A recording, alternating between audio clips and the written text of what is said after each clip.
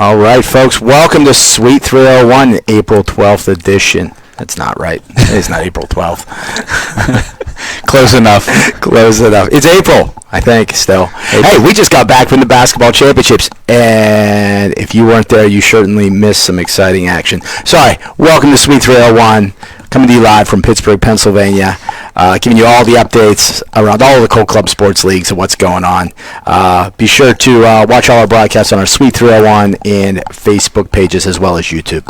You got really excited there. I did. I jumped to Chapter 3. Yeah, but before we get into basketball, remember to like our Facebook pages, follow our Twitter accounts for all the latest news and media, and also subscribe to our YouTube channels for videos around the leagues and to watch previous episodes of Sweet 301. All right. Well, hey, we just got back from our basketball championships, and if you weren't there, you missed a doozy. So yes, let's dive into that, Christian. Christian, VP of men's basketball, of all basketball. Let's start with men's basketball. Talk to us about how it all went down. It was great. I was heading into the tournament. I was really excited with the field of teams that we had. They did not disappoint. I really felt that, any of those first-round matchups, any of the teams could have won, and what we did see, at least in the first two games, two really, really tightly contested games. First game right off the bat, Bryant and Towson go into not one, not two, but three overtimes. Bryant comes out on top on that one, 113 to 108, and then we follow that one up by a single overtime game where Boston College upsets East Carolina in that matchup, and then two really solid matchups with Penn State and Notre Dame, and then our nightcap was the number one seeded Purdue taking down Radford. But all four really good games on Friday. Hopefully, if you weren't able to attend, you were able to watch the live stream with Ryan Norris, and got so many compliments from fans and teams alike, with the great job that Norris does, which isn't a surprise to those who know him. But all in all, just a fantastic event. We had the skills competition on Saturday morning that went really well, followed by the All-Star game. And then we got into the semifinal games. Purdue narrowly beating Bryant 79 to 69. Much closer game than that 10 points. I mean, those 10 points were accumulated by the last minute, or call it, with fouls and free throw shooting. So a really tight game there. Was really impressed with Bryant, how they were coached, the depth of their team. So great job to Bryant. And then our other semifinal game saw Notre Dame beating up on Boston College, but Boston College had a great run all season long, and just ran into a buzzsaw at Notre Dame. And then we had an awesome championship game on Sunday. Purdue taking home their second national championship, defeating Notre Dame 53 to 48. Obviously a tight defensive game, but a really exciting one. So congratulations to the Boilermakers from Purdue. They are your 2022 men's national champions. And I think, unless you have any other questions, we should bring on all three guys from Purdue. You got Zach, Gunnar, and Emerson representing the Boilermakers. There they are. How are you guys? Welcome to Sweet 301. We're great. How are you guys doing? Doing great. Zach, want to lead this off with you. You guys, I don't want to say that you flew under the radar this year, but Boston College, Vermont, Penn State, these teams were getting a lot of love in the top 20 polls. And not that you weren't, but you were more of a quiet team, I would say. And I don't know if that was due to your conference makeup being a smaller conference. But, you guys go 8-0 in conference. You go 24-2 overall, which is extremely impressive. I think if my math does me correctly, that's 18 non-conference games. What made your team so successful this year? We had a lot of talented guys this year. As soon as we kind of assembled the team, we had really high expectations for the season. And then I felt like just playing as many games as possible. Since we kind of tried to set the schedule, we wanted to get as many games in before conference play and before potential regional, just so we kind of could gel as much as possible. And I love that. I alluded to earlier, I mean, you guys had a smaller conference. I think there was only 5 teams, but you weren't set on just playing your conference games. You went out and played a lot of teams. You played Notre Dame in non-conference games. You split with them, but playing 18 non-conference games, tip our cap to you guys. Great job doing that. I want to get to Emerson, our MVP. He averaged a double-double in all 3 games played at the national championship, 19.7 points and 13.3 rebounds. Emerson, what has that kind of been the story all year? Have you been putting doubles down all year? Or is it been, or was the national championship your breakout? Every game that we played, especially like regionals, nationals, all the big games that we I'm getting heavy minutes in. Definitely try to always crash the boards, both offensively and defensively. We love to work it inside, so we get a lot of in and out. Love getting Gunner and Matt kickouts, easy threes for them, and that allows me to open up the paint more and get some easy buckets inside. So that's been really nice this year. Yeah. Well, congratulations. How's your wrist? It's a lot better. Not broken. So that's good. That's good. I know I saw you before the championship game. I asked you how you're doing. You said you've been better and showed me it, and I was pretty shocked that it was swollen, but you obviously played through it pretty well. So congrats to you. Gunner, want to ask you a question. This is more so specific to Notre Dame. Obviously, you guys are familiar with them. You played them twice in the regular season. You beat them in the championship game at the regional. They averaged 92 points in their first 2 games. They beat Penn State by 26, and then they beat Boston College by 35 points. So they averaged 92 points per game. You guys only allowed 48 from Notre Dame. What do you attribute that to? Kind of just our team and our leader here, Zach. Knowing a lot about them going into it was very big. After that first game, we played them back in November. Got to learn a lot about them. Then in the regional, figured out more about them. So then coming to the national championship, we knew their different tendencies. We knew they were going to crash the glass hard. We knew they were going to push in transition. So we knew a lot about them. So we probably attribute just getting to know them and getting to know our defensive strengths and our units that would be best to play them. Nice. I mean, because it was impressive. They put up 86 against Penn State and then 96 against Boston College, and then you're only allowing 48, which shows how great of a team you are, especially defensively, to kind of shut down a offensive powerhouse like Notre Dame. I guess you guys are back on campus. Has there been any buzz around campus of you guys winning? I actually got a article from my stepdad.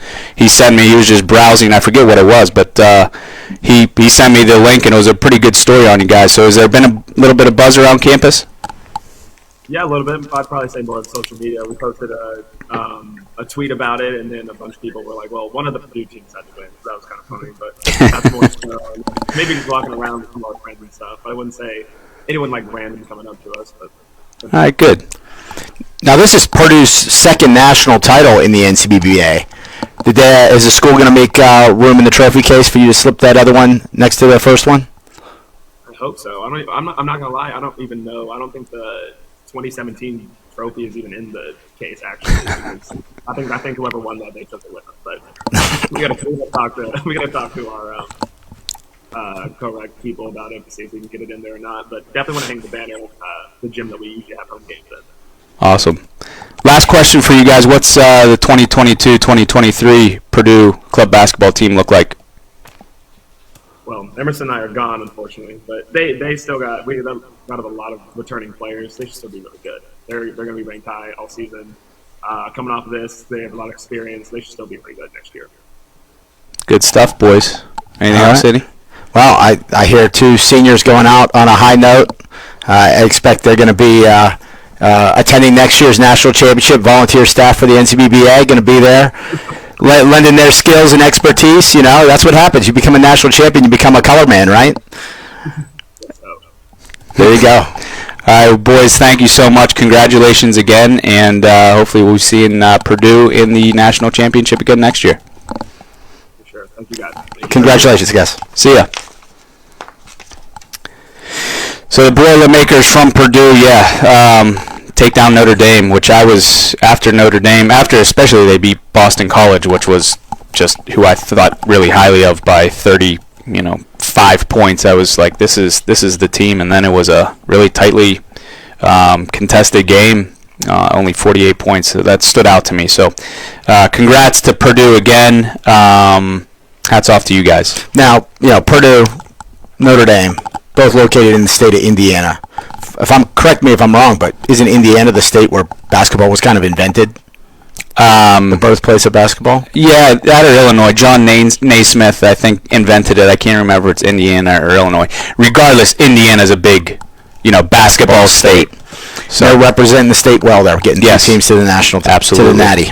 Absolutely. So good job, guys. Couple of things to just wrap up the 2022-2023 NCBBA men's season.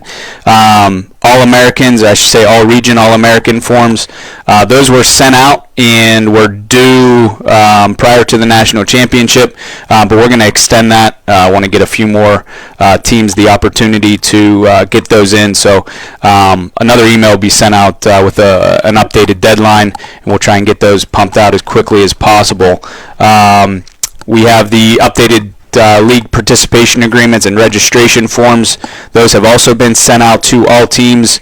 Those are slowly coming in, so those are due June 1st. Highly advise all teams to get the signatures while you're on campus. Don't wait till summer.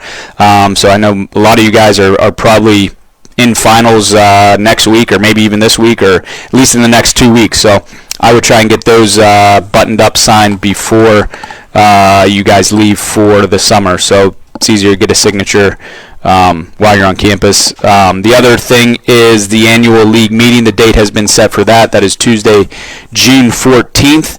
Please tune into that meeting. It's extremely important that you do so. We go over a ton of important information. We talk about rules and updating rules and putting new rules in place. So it gives you guys the opportunity to voice your opinion. So that invitation has been sent out with all the details. So please make sure to mark that on your calendar, Tuesday, June 14th at 7 p.m. Eastern Standard Time. That's going to put a bow on the NCBBA men's league for 22-23. Excuse me, 21-22. Outstanding work on your part, Christian. Thank you. Getting the league back and running. And some of the people I told, it's been 3 years since we've run a national championship in basketball. Last year, no season whatsoever. The year before, cut short by COVID. So it was good to get back on the court. But we were rusty as a staff. I felt like it was like, how do we do this? Yeah. It's sometimes tough when you do it every 12 months, but when you go wait 36, it's we got the rust off. We got it done. We're excited about it. I was very pleased with how everything went. But let's invite Alec Verhoff, Director of Women's Basketball Operations, onto the show, and he can take us through how the women's tournament went. There he is. Look at that face. Alec Verhoff, welcome to Suite 301. Thank you, guys. Happy to be back on. It's been a few shows since I've been on, so happy to be back. Yes, I believe last show you were out on the West Coast conducting some spring training operations. I think last time he was out probably in his parking lot because of a fire alarm in his apartment building. Oh, that's right. Yeah, my fire alarms are going off. Didn't want that in the background of the show. So yeah. But luckily, no fire alarms this time. So here I am. So we got our first women's basketball national championship is in the books. It's official. Phenomenal event. That's where I spent most of my weekend, was over there on the women's side over at Mercyhurst University. Take us through, run us through the bracket. Give us the update on how it all went down. Yeah, absolutely. I thought the event went great overall. Friday we had a full slate of games. We had 4 of them. Our first game, Ohio State, kind of had a blowout win against Kennesaw State. A little bit of an upset with the 5 beating the 4, but Ohio State's big school, great program. They were actually our first ever national champions, so really not much of an upset there. And second game. The big thing on that game, I'd like to point out, Kennesaw State, one of their star players, Jaden Rice, was knocked out of the game in the first half. could not return for the second half, and I think that played a big. They were always thin on the bench to begin with, but she was probably, if she wasn't their number one player, she was their 1B. So it definitely hurt losing her for the second half of that game. Right. Yeah. She also won our obstacle course challenge, and she was the MVP of the All-Star game. So oh yeah, she had what kind of player she is there. When she was cleared to return to play on Saturday, she came with gusto. She cleaned up the hardware for sure. Yeah. But yeah, on to the second game. We had number 3 Syracuse taking on number 6 SIUE. There's where we had our first real upset, I think, of the tournament. Syracuse, the only games they lost all season were to the unanimous number 1 Penn State. SIUE, they came in and they took care of business. Played a really good game all around. I think honestly they just had more size and were able to clean up the glass pretty well.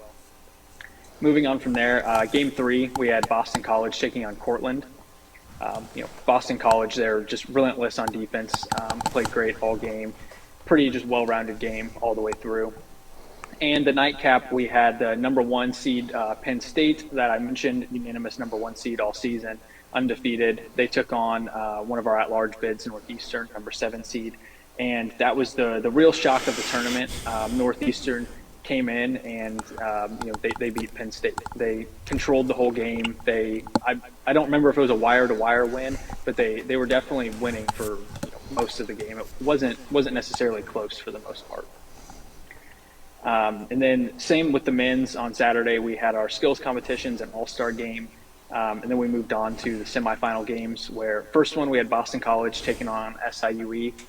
Boston College, again, just relentless on defense, putting pressure on teams left and right. They won that one 61-47. And the nightcap, Northeastern tried to pull off another upset, but Ohio State proved to be too tough for them. They won that game 57-41, which set up our championship for 1 o'clock on Saturday, Boston College versus Ohio State. That was an interesting game where Boston College jumped out to an early big lead. I think they were up 12-0 at one point in the first half. They held Ohio State without a field goal for the first 10 minutes of the game. Really controlled things the whole first half, went into halftime with close to a 20-point lead. Coach Eddie Days for Ohio State made some adjustments at halftime, and Ohio State came out and they stormed all the way back. Good for them for never giving up. They came back, took a lead within the final 2 minutes of the game. Boston College, within the final minutes, their president, Lily Kennedy, hit a free throw, put them up 45-41, which would then be our final score. Ohio State getting their last shot blocked at the end of regulation, which made Boston College our first ever NCBBA Women's National Champion Tournament champions. So congratulations to them. They were awesome all season, great team to work with, great group of girls, so I'm very happy for them. It was tremendous theater for that national championship, especially the national championship game. I mean, all the games were really enjoyable, but that national championship game, I mean, like, what do you look for? You look for one team to be down by 1 with the ball with 5 seconds to go, and that's what we had. It was everybody was on the edge of the seat in the entire gym. It was just all eyes on, can Ohio State get it done? And it was a great defensive play by Boston College, which they provided many great defensive plays the whole weekend. And the place went nuts. It was crazy. Ohio State, great job. And especially like Alex said, you're down 20. I mean, they didn't give up for a second. They battled hard. It was awesome. Major 3-pointers hit by Tess Borman in that game as well, so to help close the gap. But we're going to be joined, I believe, by the MVP of the Women's Championship from Boston College, Cece Van Pelt. Let's see if we can get her on. There she is. Cece, how you doing? I'm doing well. How are you? Doing excellent. Congratulations on the national championship, the first ever in NCBBA women's basketball history. The first one that was actually played on a court. Congratulations to you, your team, and your efforts earned you the MVP award. Before we introduce you to Club Basketball Nation, tell us a little bit more about you. Like, I know you're a freshman from Texas. Why did you choose Boston College as your place to go to school? Yeah, so I knew I wanted to do business, and BC has a great business school. And my dad went here, and my older sister's currently a senior here. So we're a big BC family. So it was just always in the back of my head of an option for college for me. Did you know that there was a basketball club there when you decided to go to BC?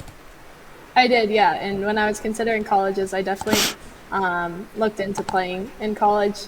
But I really did want to go to BC, and I knew they had a club team, so I decided to come here. You obviously, very talented basketball player. Texas is a hotbed for basketball. Tell us about your basketball background down there in Texas. Yeah, thank you. I went to a small Catholic school in Houston, and I actually beat my school scoring record in my last game of my senior year, which was very exciting. I played on various AAU teams throughout high school and had a lot of fun doing that. So let me ask you this. What's more exciting, setting the record for your high school scoring title or winning a national championship as a freshman and getting the MVP award? Sorry, I'm a sophomore, first of all. Oh, sorry. Come on. Like correction, no. But it was both very exciting. But probably the national championship, just because we did it as a team, and I think basketball is such a team sport. So being able to have that victory as a team and being able to celebrate with the rest of my teammates was super exciting. And I know we worked really hard for it all season, so we were very excited to win. It's great you bring up that, you talk about the team. What does it mean to come halfway across the country to a new school? Well, at least you had your sister there, so a friendly face that you could rely on. But to walk onto a campus, find a club sports team that's and a group of girls that have the exact same interests as you, the same hobbies as you, that you can walk onto that campus, join that team, and instantly have a group that you can belong with. What's that mean, coming into a new school, especially from traveling so far away?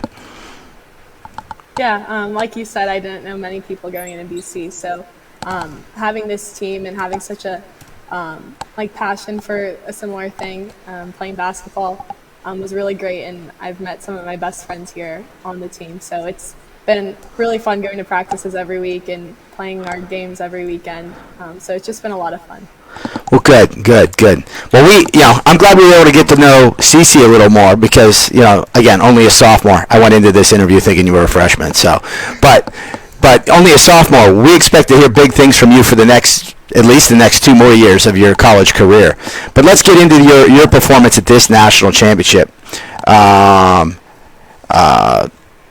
Your averages, sorry, I'm missing the word. Averages, you averaged 17 points per game, 5 rebounds, 4 assists, shot 46% from three-point land.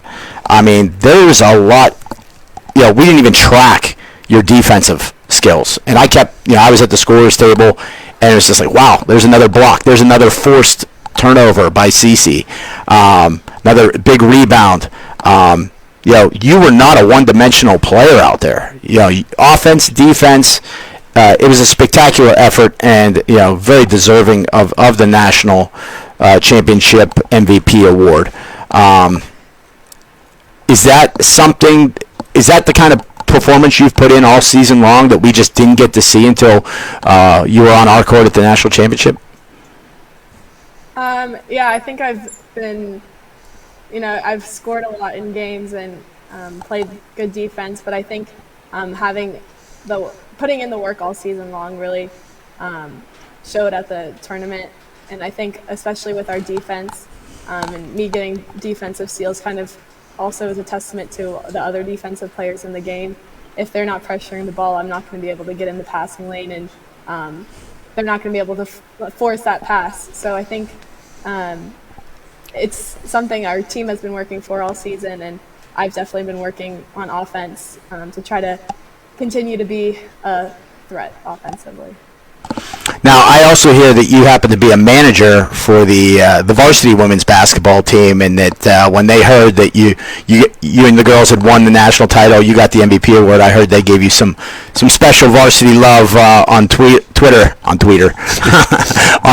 So hey, you're getting respect from all areas of the BC community. That's tremendous. Well, Cece, one more thing. You talked about the hard work your team put in to prepare for this season.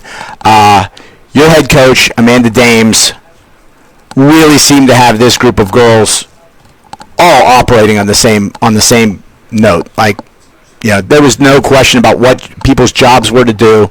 What can you say about your head coach's efforts this season and she's an alum of the team. What can you say about your coach's efforts to get this team ready to compete on a national championship level? Yeah, Amanda's been great. She has been at every practice, and I think also having her, she was actually there when the team was founded. So I think having that, being on the team, being a player, she had a lot of passion for it. And I think she really wanted us to win, probably just as badly as we wanted to win. And she was been encouraging all year and also very helpful. I think she spent a lot of time getting to know us as players, and where our strengths were, and where our weaknesses were, and able to fill the gaps on the court. So I think she's been putting in a lot of effort, and it definitely showed. All right, great stuff. Well, Cece, before we let you go, what's the team going to look like moving into the 22-23 season? Are they built for another run at a national championship? We're losing 6 seniors, but we're also hoping to pick up a bunch of players at tryouts, and I think everyone else is coming in with the same mentality of wanting to win another national championship. So I'm optimistic for sure. All right, good stuff. Well, Cece, thanks for taking the time out of your day to join us. Congratulations to you and the rest of the Eagles on a tremendous season, a tremendous weekend of basketball. We look forward to seeing you as next season will be quickly upon us. Yeah, thank you. All right, take care. All right. I know you didn't get to see the women's games, but Boston College, the whole team, I think they carried 18 girls, and I think almost all of them played meaningful minutes. Mm-hmm. I mean, when they subbed 3 or 4 at a time, and it was every 2 minutes. Like they ran. They played hockey. Yes, and they pressed, and there was a game, I forget who they were playing. I think that team went 8 minutes before they could get the ball across half court because they pressed them so hard, and they just ran and subbed. Mm-hmm. And the next group of girls came in and ran and subbed. So it was impressive. Impressive. Yeah. I'm not gonna lie. I've not watched a whole lot of women's basketball in my life. It was impressive. I thoroughly enjoyed it. Good. So, it sounded like an exciting event. So, well, let's get Alec back on to take us through some housekeeping. Oh, hey, there he is. Yeah, just a few things, housekeeping items. Anybody missed what Christian said?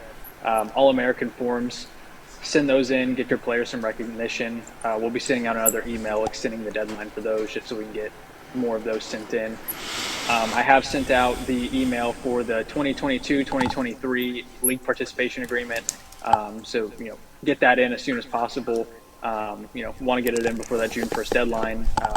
Before you leave campus, it'll be much easier to get those signatures. So get that sent in as soon as possible. And lastly, our NCBAW league meeting, that will be held via Facebook Live on Wednesday, June 15th. It's the day after the men's meeting. So tune into that. It's full of good information. We go over the league, the season. That's your chance to put up any new potential rules that the teams can vote on. So if there's any questions you have about how the league is run, they'll get answered there. Tune in. A lot of great information.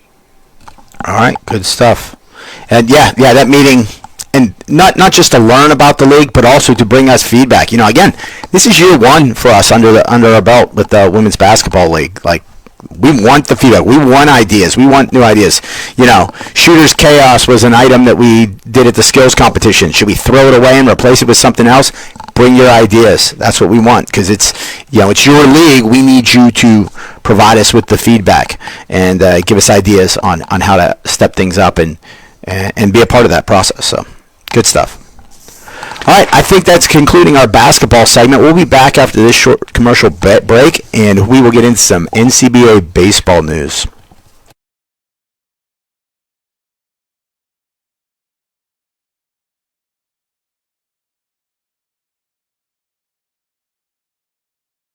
The game is the official headwear sponsor for Cold Club Sports. They offer our team's quality headwear, such as hats, visors, boonies, and beanies for a great low price. All items are customizable to meet our team's needs. Contact Felicia.Battaglia at coldclubsports.com for all of your headwear needs.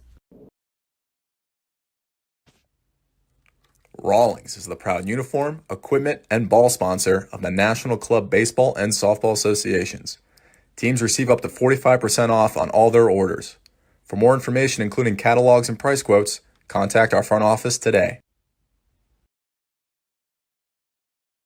We're back. We are back. Woo. Coming in hot.